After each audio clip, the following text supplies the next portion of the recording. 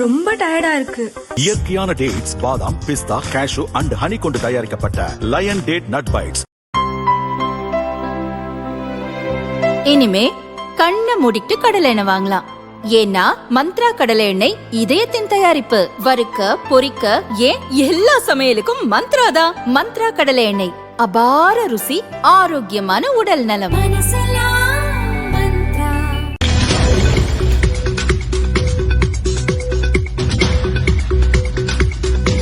தமிழக சட்டசபை தேர்தலுக்கான ஓட்டுப்பதிவு இன்று காலை 7 மணிக்கு துவங்கி மாலை 6 மணி வரை நடந்து முடிந்தது. 234 தொகுதிகளிலும் உள்ள அனைத்து ஓட்டுச்சாவடிகளிலும் காலையிலேயே ஆர்வத்துடன் ஓட்டளிக்க மக்கள் குவிந்தனர். வாக்குப்பதிவில் புதிய வரலாறு தமிழகம் படைத்துள்ளது. சட்டசபை தேர்தலில் இதுவரை இல்லாத சாதனையாக வாக்குப்பதிவில் புதிய வரலாறு படைத்துள்ளது தமிழகம். 2021 தேர்தலில் மொத்தம் 4.63 கோடி பேர் வாக்களித்த நிலையில் இம்முறை 5 மணிக்கு 4.71 கோடி பேர் வாக்களித்துள்ளனர். வாக்குப்பதிவு நிறைவடைந்ததும் மின்னணு வாக்கு இயந்திரங்கள் சீல் வைக்கும் பணி நடைபெற்றது. வேட்பாளர்களின் பூத் ஏஜென்ட்டுகளின் முன்னிலையில் மின்னணு வாக்கு இயந்திரங்களுக்கு அதிகாரிகள் சீல் வைத்தனர். மே 4ஆம் தேதி வாக்கு எண்ணப்படுகிறது. மேற்கு வங்கத்தில் முதல் கட்டமாக 152 தொகுதிகளில் வாக்குப்பதிவு நிறைவு பெற்றது. ஒரு சில வாக்குச்சாவடிகளில் கட்சி ஆதரவாளர்களிடையே மோதல் நடைபெற்றதை தவிர வேறு எந்த அசம்பாவிதங்களும் நடைபெறவில்லை. தவிக தலைவர் விஜய் போட்டியிடும் சென்னை பெரம்பூர் தொகுதியில் மதியம் 3 மணி நிலவரப்படி 71.84% ஓட்டுகள் பதிவாகியுள்ளன. கடந்த 2021 தேர்தல் மொத்த வாக்கு சதவீதம் 63.44% என்பது குறிப்பிடத்தக்கது. புதுக்கோட்டை வேங்கவியல் கிராம மக்கள் கருப்பு கொடி கட்டி தேர்தல் புறக்கணிப்பில் ஈடுபட்டனர். அங்கு மொத்தமுள்ள 67 வாக்காளர்களில் இதுவரை 5 பேர் மட்டுமே ஓட்டு போட்டுள்ளனர். தண்ணீர் தொட்டியில் மனித கழிவு கலந்த விவகாரத்தில் தங்கள் கிராமத்திற்கு இதுவரை நீதி கிடைக்கவில்லை என குற்றம் சாட்டுகின்றனர். திருப்பத்தூர் தொகுதியில் விசில் சின்னத்திற்கு வாக்களிப்பதை செல்போனில் வீடியோ எடுத்து சோசியல் மீடியாவில் ரீல்ஸாக வெளியிட்ட தவேக நிர்வாகி சக்திவேலை போலீசார் கைது செய்தனர். தமிழகத்தில் ராமநாதபுரம், காஞ்சிபுரம், மதுரை உள்ளிட்ட பகுதிகளில் மணக்கோலத்தில் வந்து மணமக்கள் தங்களது ஓட்டை பதிவு செய்தனர். என்னைப் போலவே தமிழக வாக்காளர்கள் அனைவரும் ஜனநாயக கடமையாற்ற வேண்டும். தமிழகம் வெல்லும் என ஓட்டு போட்ட பின் முதல்வர் ஸ்டாலின் கூறினார். இருள் சூழ்ந்த திமுக ஆட்சியை வீட்டுக்கு அனுப்ப மக்கள் முனைப்புடன் உள்ளனர். அந்த மாற்றத்திற்கான ஒரு சமிக்ஞையாகவே மக்கள் ஆர்வமாக வாக்களிக்கின்றனர் என மத்திய அமைச்சர் எல் முருகன் கூறினார். விஜய் அனைத்து தொகுதிகளிலும் வாக்குகளை பிரிப்பார். இம்முறை என்டிஏ கூட்டணி நிச்சயம் ஆட்சி அமைக்கும். ஒரு நல்ல அரசாங்கத்தை தேர்ந்தெடுக்க மக்களுக்கு 5 ஆண்டுகளுக்கு பின் மீண்டும் ஒரு வாய்ப்பு கிடைத்துள்ளது என்றார். நான் என்னுடைய போலீஸ் பணியில் இருந்து வெளியே வந்ததற்காக, காக்கி எப்போதும் என்னுடன் இருப்பதற்காக பெரும்பாலும் இதுபோன்ற உடையை அணிவேன் என அண்ணாமலை தெரிவித்தார். புதிதாக என்னை இந்த பக்கம் அந்த பக்கம் சேர்த்து விடாதீர்கள். நான் எப்போதும் ஒரு பக்கம்தான், அதுவும் சரியான பக்கத்தில் இருக்கிறேன் என்றார். கடந்த 5 ஆண்டுகளில் ஊழல் ஆட்சி நடந்து கொண்டிருக்கிறது. அதனால் இந்த முறை ஊழலில் இருந்து ஒரு மாற்றத்தை கொண்டுவர மக்கள் விரும்புவதாக பாஜக மூத்த தலைவர் எச் ராஜா தெரிவித்தார். சென்னை ஸ்டெல்லா மேரிஸ் கல்லூரி ஓட்டுச்சாவடியில் ஓட்டு போட்ட நடிகர் ரஜினிகாந்த், ஓட்டுரிமை இருக்கும் எல்லோரும் கண்டிப்பாக ஓட்டு போட வேண்டும் என்றார். சென்னை ஆழ்வார்பேட்டை புனித பிரான்சிஸ் பள்ளி வாக்குச்சாவடியில் பாஜக வேட்பாளர் தமிழிசை ஓட்டு போட்டார். அப்போது அடையாள அட்டை இல்லாமல் சிலர் வாக்களிப்பதாக தமிழிசை குற்றம் சாட்டினார். திமுக முகவர்கள் எதிர்ப்பு தெரிவித்தனர். இதையடுத்து பாஜக திமுகவினர் இடையே வாக்குவாதம் ஏற்பட்டது. இருதரப்பையும் போலீசார் சமாதானம் செய்து கலைத்தனர். 99 வயதில் வாக்குச்சாவடி சென்று முன்னாள் அமைச்சர் HV ஹண்டே வாக்களித்ததை குறிப்பிட்டு பிரதமர் மோடி, இளைஞர்கள் அதிக அளவில் வாக்களித்து ஜனநாயகத்தை வலுப்படுத்துவார்கள் என நம்புகிறேன் என்றார். அனைவரும் ஆர்வமுடன் எதிர்பார்த்த தேர்தலையும் தேர்தல் முடிவையும் நான் ஆர்வமுடன் எதிர்பார்க்கிறேன் என நடிகர் சிவகார்த்திகேயன் தெரிவித்தார். இந்த தேர்தலில் சோசியல் மீடியாவின் ஆதிக்கம் அதிக அளவில் இருந்தது என்றார். முதல் தலைமுறையினர், இளைய தலைமுறையினர் வாக்களிக்க ஆர்வமாக வருவது ஒரு நல்ல சமீட்சையை காட்டுகிறது என நடிகர் சிம்பு தெரிவித்துள்ளார். எனக்கு எல்லா கட்சியிலும் ரசிகர்கள் இருக்கின்றனர் என்றார். 59 ஆண்டுகளுக்கு பின் குடும்பமாக வந்து மக்கள் வாக்களிக்கின்றனர் என ஆதவ் அர்ஜுனா தெரிவித்தார். வாக்குப்பதிவு 2 மணி நேரம் நீட்டிக்க வேண்டும் என்றார். வேலூர் லாலாப்பேட்டை வாக்குச்சாவடி மையத்தில் வாக்கு இயந்திரம் கீழே விழுந்து சேதமானது. மாற்று இயந்திரம் மூலம் வாக்குப்பதிவு நடக்கிறது. 2 மணி நேரம் வாக்குப்பதிவை அதிகரிக்க தேர்தல் ஆணையத்திற்கு விஜய் கோரிக்கை வைத்துள்ளது போல நாங்களும் அதே கோரிக்கையை வலியுறுத்துகிறோம் என சீமான் தெரிவித்துள்ளார். காரைக்குடி கம்பன் பள்ளியில் சீமான் வாக்குப்பதிவை பார்வையிடும் போது அங்கு வந்த தவேக வேட்பாளர் டாக்டர் பிரபுவை கட்டித் தழுவி அரவணைத்தார். நாங்குநேரி பெரும்பத்து வாக்குச்சாவடியில் பொதுமக்களின் தேர்தல் புறக்கணிப்பை தாண்டி ஷீலா என்ற இளம்பெண் ஓட்டு போட்டார். இதனால் கிராம மக்கள் அவரை முற்றுகையிட்டு தகராறு செய்த நிலையில் போலீசார் அப்பெண்ணை பத்திரமாக அனுப்பி வைத்தனர். மேற்குவங்க அரசை வெளியேற்ற அம்மாநில மக்கள் முடிவு செய்துவிட்டதாக பிரதமர் மோடி பிரச்சாரத்தின் போது பேசினார். தேர்தலில் யார் வேண்டுமானாலும் போட்டியிடலாம், ஆனால் தீர்ப்பளிக்க வேண்டியவர்கள் மக்கள்தான். மக்கள் எங்களுக்கு தான் வெற்றியை தருவார்கள் என திமுக எம்பி திருச்சி சிவா தெரிவித்தார். மதுரையில் ஓட்டு போட வந்த அமைச்சர் தியாகராஜன் கையில் மல்லிகை பூ கட்டியிருந்ததால் அனைவரும் ஆச்சரியமாக பார்த்தனர். மீனாட்சி அம்மனை தரிசித்துவிட்டு பூவுடன் அப்படியே ஓட்டு போட வந்ததாக அவர் கூறினார். தமிழ் மண்ணில் மதவாத வெறுப்பு அரசியலுக்கு இடமில்லை என்பதை இன்று மக்கள் தீர்ப்பாக எழுதியுள்ளனர். திமுக கூட்டணி 200 இடங்களுக்கு மேல் வெல்லும் என விசிக தலைவர் திருமாவளவன் நம்பிக்கை தெரிவித்துள்ளார். கோவை தெற்கு தொகுதியில் தேர்தல் கமிஷனின் கண்ணில் மண்ணை தூவி அராஜகம் நடக்கிறது. தேர்தல் பரபரப்பிலும் கோல்டு காயின் சில்வர் காயின் என கொடுத்து திமுக டிராமா பண்ணுகிறது என கோவை வடக்கு தொகுதி பாஜக வேட்பாளர் வானதி சீனிவாசன் குற்றம் சாட்டியுள்ளார். திமுகவினர் எவ்வளவு பணம் கொடுத்தாலும் மக்கள் மாற்றத்தை தான் விரும்புகிறார்கள். அந்த மாற்றம் பணத்திற்காக விலை போகாது என கரூர் மாவட்ட பாஜக தலைவர் செந்தில்நாதன் கூறினார். தேசிய ஜனநாயக கூட்டணி சார்பில் எடப்பாடியார் தலைமையில் இம்முறை நிச்சயம் ஆட்சியமையும் என்றார். பட்டாம்பூச்சிகளை கண்டும் புதிய விட்டில் பூச்சிகளை பார்த்தும் முதல் தலைமுறை வாக்காளர்கள் ஏமாற வேண்டாம் என அமமுக பொதுச் செயலாளர் டிடிவி தினகரன் அறிவுரை கூறியுள்ளார். தேர்தல் களம் மிகவும் சூடாக இருக்கிறது, வெயிலும் அதிகமாக இருப்பதாக அழகிரி தெரிவித்தார். தேர்தல் முடிவுகளும் எப்படி இருக்கும் என்றும் தெரியவில்லை என்றார். நாங்குநேரி பெரும்பத்து கிராமத்தில் ஓட்டுப்பதிவு தொடங்கி 4 மணி நேரமாகியும் வாக்காளர்கள் யாரும் ஓட்டளிக்க வரவில்லை. இதனால் வாக்குச்சாவடி வெறிச்சோடி காணப்பட்டது. சமீபத்தில் நடந்த இரட்டை கொலைக்கு நீதி கேட்டு அப்பகுதி மக்கள் தேர்தலை புறக்கணிப்பதாக அறிவித்துள்ளனர். இந்த சட்டசபை தேர்தலில்தான் முதல் முறையாக சோசியல் மீடியாவின் ஆதிக்கம் அதிகம் இருப்பதாக பார்க்கிறேன் என்கிறார் சிவகார்த்திகேயன். தேர்தல் முடிவு எப்படி இருக்கும் என்பதை தெரிந்து கொள்ள ஆர்வமாக இருக்கிறேன் என்றார். பெரியகுளம் வாக்குச்சாவடியில் ஓ பன்னீர்செல்வம் ஓட்டளித்தார்.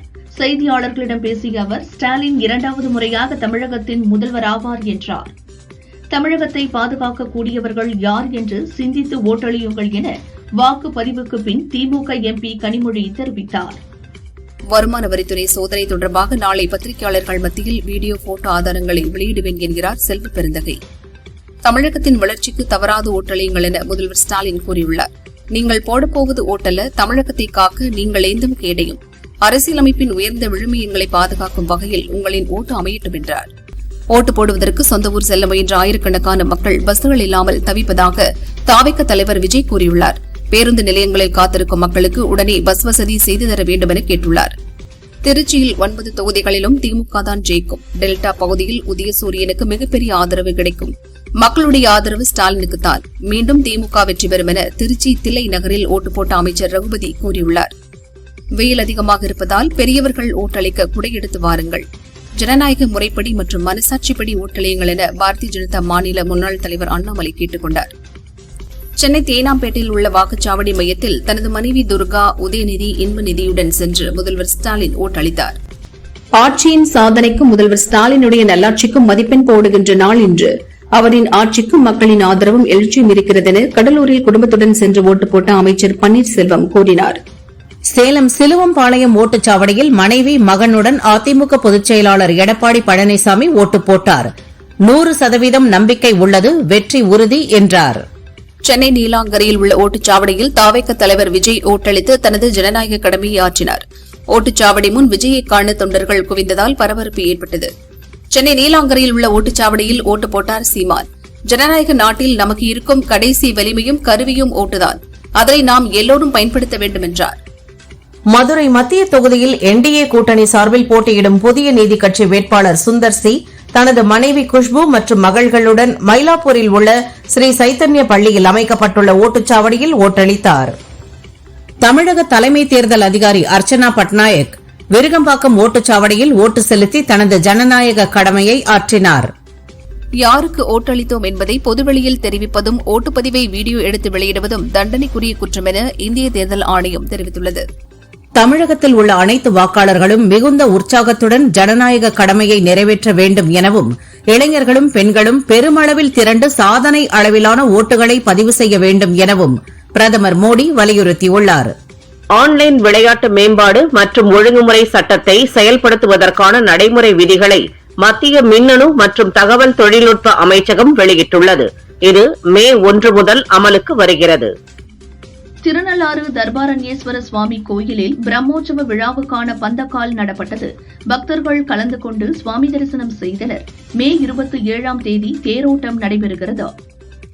சென்னை ஈசிஆர் சாலை பனையூரில் உள்ள அரசு தொடக்கப்பள்ளியில் மனைவியுடன் வந்து முன்னாள் காவல்துறை தலைமை இயக்குநர் சங்கர் ஜிவால் வாக்களித்தார். சென்னையில் வசிக்கும் வெளியூர் மக்கள் சொந்த ஊர்களுக்கு ஓட்டு போடுவதற்காக படையெடுத்து சென்றனர். தங்களது டூ வீலர்களை கிளாம்பாக்கம் பஸ் ஸ்டாண்டில் பார்க்கிங் செய்துவிட்டு புறப்பட்டு சென்றனர். Bus stand parking two wheeler showroom போல் காட்சியளிக்கிறது. எந்த பிரச்சனையும் இல்லாமல் வாக்குப்பதிவு நடைபெறுகிறது என டிஜிபி சந்தீப் ராய் ரத்தோர் தெரிவித்துள்ளார். மக்களுக்கு தேவையான பாதுகாப்பு வழங்கப்பட்டுள்ளது என்றார். வாக்குச்சாவடிக்குள் போலீசார் நுழையக்கூடாது என டிஜிபி உத்தரவிட்டுள்ளார். விதிமுறைகளை காவலர்கள் கண்டிப்பாக பின்பற்ற எஸ்பிக்கள் கமிஷனர்களுக்கு உத்தரவிட்டுள்ளார். வாக்குச்சாவடி தலைமை அலுவலரின் அனுமதி இருந்தால் மட்டுமே உள்ளே செல்ல வேண்டும் என்றார். திருப்பூர் மாவட்டத்தில் 1 மணி நிலவரப்படி 62.97% வாக்குகள் பதிவானது. நாமக்கலில் 62.51%, ஈரோட்டில் 61.79 வாக்குகள் பதிவாகின. தொடர்ந்து ஓட்டுப்பதிவு விறுவிறுப்பாக நடந்து வருகிறது.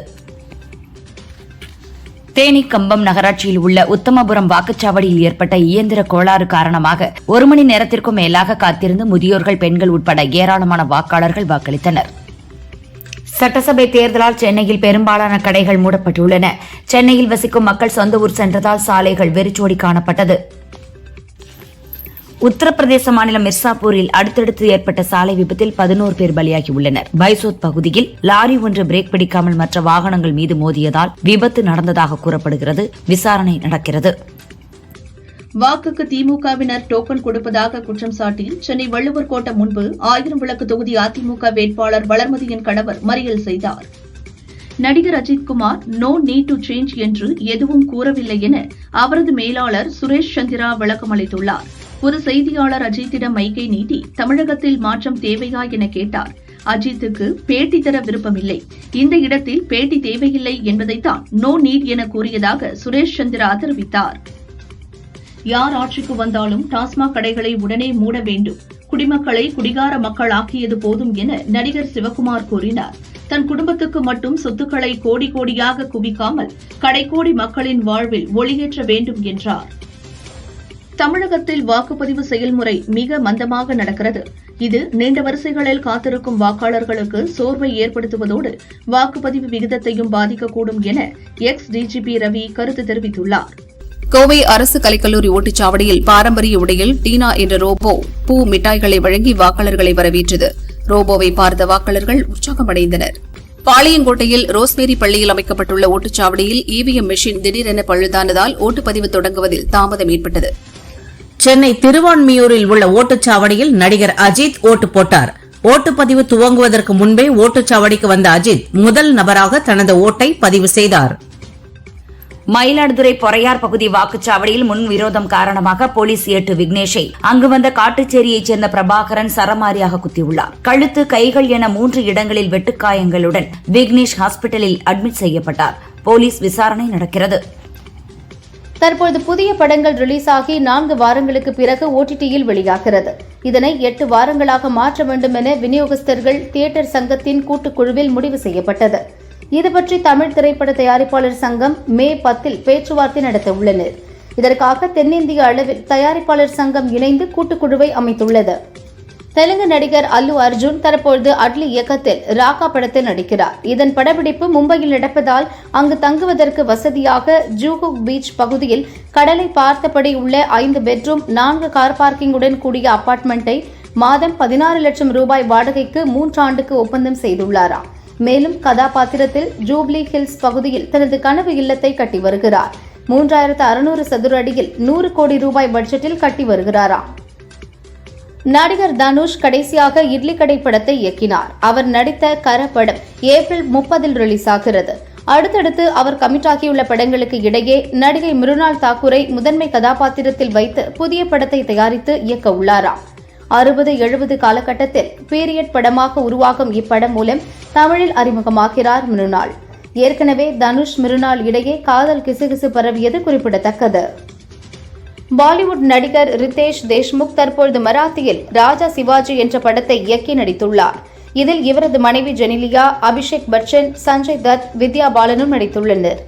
இவர்களுடன் இளம் வயது சிவாஜி கதாபாத்திரத்தில் ரிதேஷ், ஜெனிலியாவின் இளைய மகன் ராகுல் நடித்துள்ளார். இதன் மூலம் அப்பாவின் முதல் இயக்கத்தில் தனது நடிப்பு பயணத்தை துவங்கியுள்ளார் இந்த நட்சத்திர வாரிசு.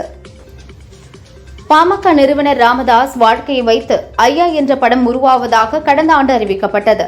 சேரன் இயக்க ஆரி அர்ஜுனன் நடிப்பதாக இருந்தது. இதுவரை படப்பிடிப்பு துவங்கவில்லை. சமீபத்திய பேட்டி ஒன்றில் இந்த படத்தை விட்டுவிட்டு அடுத்த பட வேலையை துவங்கப் போகிறேன் என சேரன் தெரிவித்துள்ளார். அரசியல் ரீதியாக அப்பா ராமதாஸ், மகன் அன்புமணி பிரிந்ததுதான் இதற்கு காரணம் என்கிறார்கள்.